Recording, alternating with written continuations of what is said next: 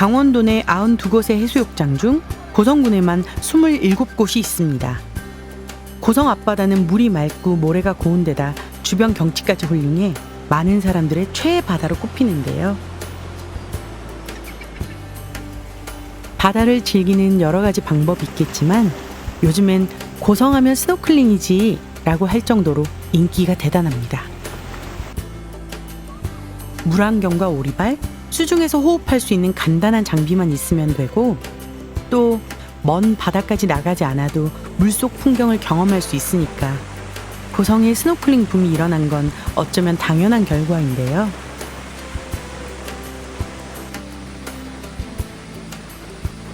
투명한 바다에 내 몸을 맡기고 물속 세상을 구경하는 재미. 물론 안전에 유의하지 않으면 물의 무서움을 호되게 당할 수도 있습니다. 비교적 간단하게 해저 금강산의 묘미를 맛볼 수 있으니 이 정도면 고성을 방문해야 할 분명한 이유 아닌가요?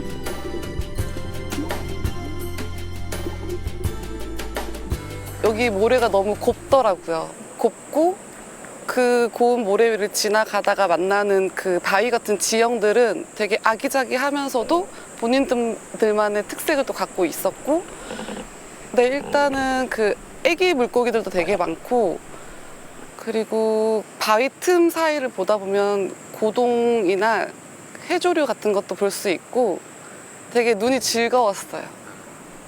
긴장이나 이러한 것들에 대해서 편안함을 좀 느끼신 다음에 했으면 좋겠어요.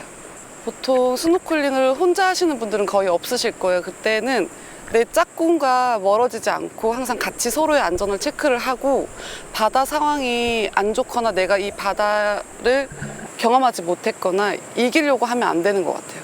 그럴 때에는 스스로 포기를 좀 하시는 게 낫고, 이 포기에 대해서는 그 누구도 뭐라 할 수 있는 사람이 아무도 없고 내 안전은 내 스스로 지켜야 된다고 생각합니다.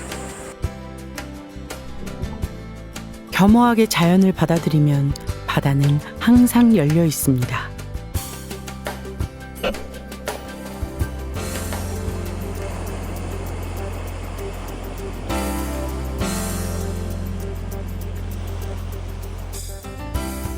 한눈에 봐도 범상치 않은 이곳은 능파대.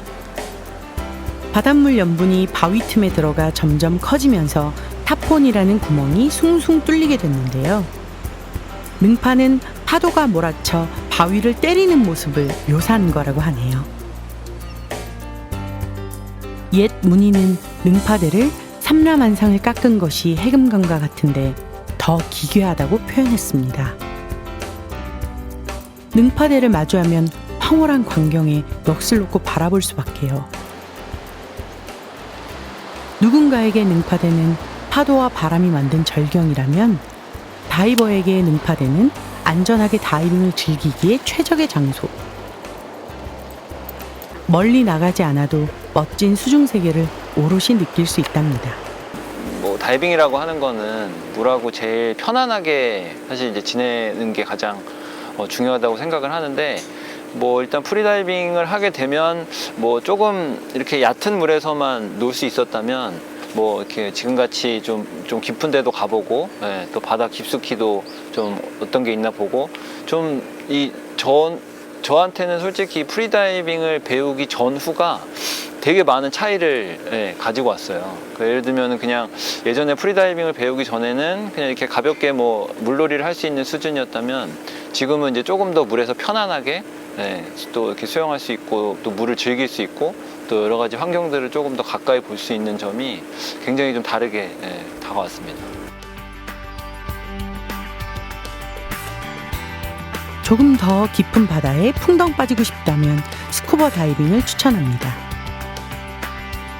바닷속 세계를 자유롭게 탐험하는 건 상상만으로도 짜릿한 모험인데요. 능파대 주변은 시야가 맑고 수심이 깊어서 매혹적인 경관을 감상하기에 제격. 바닷속에서 진정한 나를 만납니다.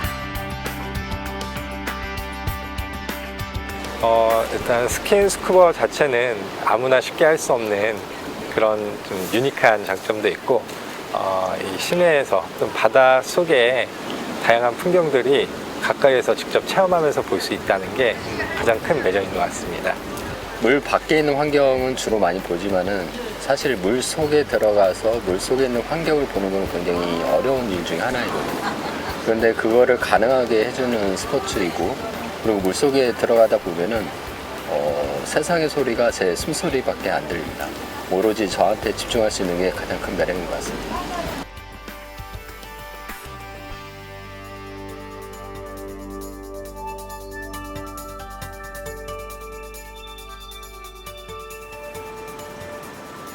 이번엔 조금 더 특별한 다이빙 포인트로 가보겠습니다. 오래전부터 천혜의 어항으로 발달한 거진항은 레저로 허락된 마지막 다이빙 장소이기도 한데요. 이곳의 바다를 보고 즐기기만 하는 것이 아닌 해양 생물과 수중 환경을 위한 의미 있는 활동을 하기도 합니다. 바닷속 수산 자원을 보호하기 위해 설치한 이것은 인공 어초. 해조류가 번식하면 해조류를 먹고 사는 전복과 소라가 늘어나고 물고기들의 은신처나 서식지가 되면서 풍요로운 바다 목장을 조성할 수 있습니다. 대멸치부터 시작해서 먹이 사슬이 연결되어 멸치 지나가면서 멸치를 먹기 위해서 고등어가 뒤에 붙고요. 삼치 붙고 뒤에 이제 방어 부시리가 고등어 삼치를 잡아먹기 위해서 이제 꼬리에 꼬리를 물면서 이 일대를 스쳐 지나간다라고 보시면 돼요.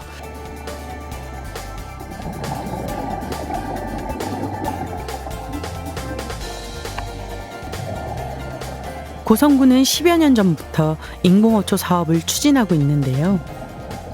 그 사이 입주민이 얼마나 늘었는지 해조류는 물론이고 비단번개, 뿔산호, 소라 등등 색색깔 미모를 자랑하며 다이버들을 맞아주고 있죠. 인위적인 개입이 옳은 방법인지는 의견이 분분하지만 인공어초는 바다를 보존하기 위한 최소한의 노력이 아닌가 싶습니다. 인공어초는 단순한 해양 복원이 아니라 바닷속에 새로운 서식처를 만드는 작업입니다. 해양 환경 및 저질 분석을 통하여 어류 등 해양 생물이 서식할 수 있는 최적의 적지를 선정하여 아무것도 없던 바다에 인공어초를 시설하고 해양 생물들이 살아갈 수 있는 새로운 서식처가 조성되어 고성 앞바다가 해저 금강산으로 아름답고 건강한 해양 생태계가 조성될 수 있도록 앞으로도 지속적인 관리를 많이 할 예정입니다.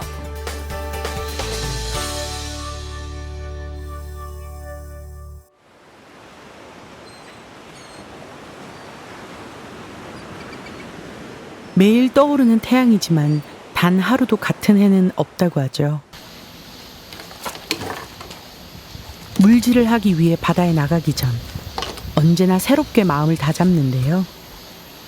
방금 물질이라고 하니까 해녀를 떠올리셨나요? 교암 마을에서는 해남이 물질을 꽉 잡고 있습니다. 강원도에서 해녀가 가장 많은 지역이 고성군이라고 하는데 교암에서만큼은 예외입니다. 다른 동네 관내에는 해녀분들이 몇 명씩 있어요. 오히려 해남들이 없죠. 근데 우리 교암만 해남들만 있고 해녀들이 없는 형태죠. 옛날부터 없었고요. 그 이유는 뭐 물론 미신인지는 정확하게 모르겠지만 저희 할머니 살아계실 때도 해녀들이 없었어요. 이게 우리 동네 산이 여산이다 보니까 여신만 있다 보니까 그래서 그런지 해녀들은 없었어요. 저 어릴 때부터 시작해서. 오늘은 또 어떤 바다가 해남을 맞아줄까요? 정식으로 등록된 교암마을 해남은 7명 정도. 해녀들의 물질은 많이 봐왔지만 해남의 물질은 어떨지 기대가 됩니다.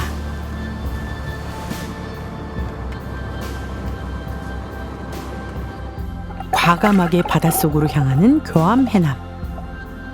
뱃속 가득 충분히 공기를 모아 목표물로 돌진할 준비에 들어가는데요. 잠깐의 탐색전을 마치고 미끄러지듯 우아하게 성게를 포획합니다. 생산물이 좀 많이 없는 편이에요. 지금은 이제 해루질이라는 거를 이제 불법으로 간주하기 때문에 이제서야 조금 우리 해남들이 좀 뭐랄까 좀 전보다 훨씬 좋아졌죠.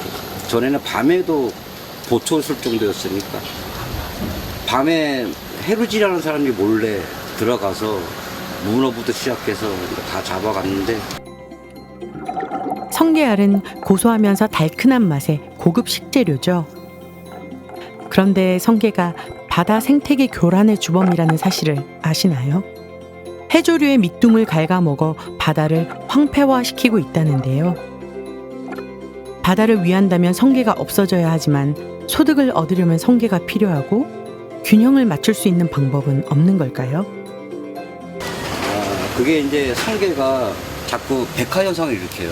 그래서 성게를 잡아서 없애버려야 되는데 우리 나잠 쪽에서는 그거 없애버리면 그 다음에 우리가 여름철에 성게를 따서 수확을 해야 되는데 그러니까 좀 아이 좀 안 맞죠? 그래서 성게를 버려서 좀 죽여서 버려야 되는데 우리는 또 성게 갖고 우리가 또 이익을 창출해야 되니까 많이 좀 마음이 아프죠.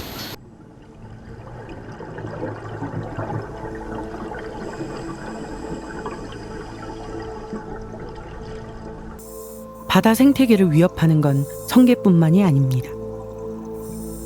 몇 해 전부터 출몰한 노무라 입깃 해파리가 지난 여름 동해안 일대를 공포로 몰아넣었습니다. 해파리 쏘임 사고가 빈번히 일어났고 독성의 다른 물고기가 살지 못해 어부들의 피해도 클 수밖에 없었는데요. 해파리의 습격은 동해안의 수온 상승과 천적이 드물어졌기 때문이라고 하네요. 동해안 대표 어종이었던 오징어가 사라지고 그 자리를 차지하고 있는 건 열대성 어종. 태평양과 인도양에 서식하는 뱃피쉬가 얼마 전 고성 앞바다까지 진출한 모습이 포착되기도 했고요.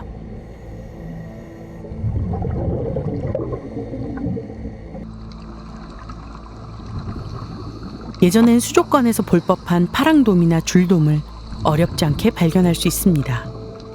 열대성 어종이 안방자리를 꿰차는 건 시간 문제일 정도로 바다의 변화가 심상치 않은데요. 바다 생태계의 혼란을 막을 수 있는 건 의외로 이 작은 해양식물에게 달려 있습니다. 바로 초록방패라고 불리는 해조류입니다. 뭐 설악산이나 저 앞에 보이는 뭐 설악산이나 이렇게 금강산에 나무들이 숲을 이루면 벌레들이나 새들이나 엄청 이제 그 많은 생물들이 살아가겠죠. 물속도 마찬가지로 숲이 있어야 생물들이 물고기들이 알을 낳고 그리고 이제 뭐 산란을 하고 또 더 많은 큰 고기들이 돌아오고 그 숙제들이 잘 피해 있다고 하더라고요. 잘 피는 지구온난화의 주범인 이산화탄소를 흡수하고 산소를 제공해 바다의 숲 역할을 하는데요. 기후변화가 전 세계적인 문제로 부각되면서 잘피숲을 되살리려는 움직임이 곳곳에서 일고 있습니다. 잘피숲이 있으면 그 해마도 돌아오고 또 돌고래도 들어오고 제가 바위 위에 뭐가 있을까라고 보는데 거의 대부분들이 열대바다는 없잖아요. 근데 우리나라 바다는 이 지금 고성 뭐 금강산 수중금강산에 안 들어가면 뭐 섬유세닐 말미잘이라든가 이런 것들이 수온이 내려가면 활짝 뭐 사람 키만큼 커 있는 게 장관을 이루고 그리고 비단멍게는 뭐 특성상 또 깊은 수심에서 사니까 그것들도 꽃밭을 이루고 있고 그리고 뭐 이 멍게도 종류가 여러 가지가 있지만 그런 안반이 거의 안방은 쟁탈전이라고 해야 되나? 안반에 내가 더 이쁜 애들이 들어와서 안반에 딱 부착을 하면서 살 수 있는 그런 부분들은 대한민국 바다, 동해 바다만